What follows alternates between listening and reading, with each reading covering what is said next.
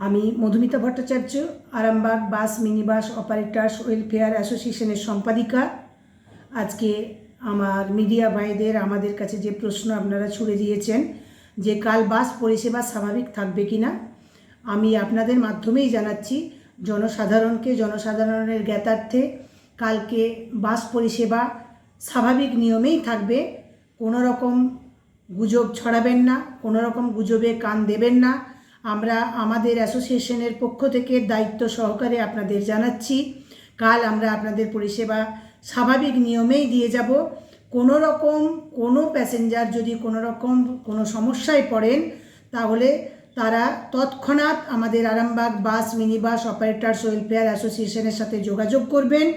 আমরা আপনাদের সহযোগিতার হাত বাড়িয়ে দেব। আমাদের মোবাইল নাম্বার 9733691985।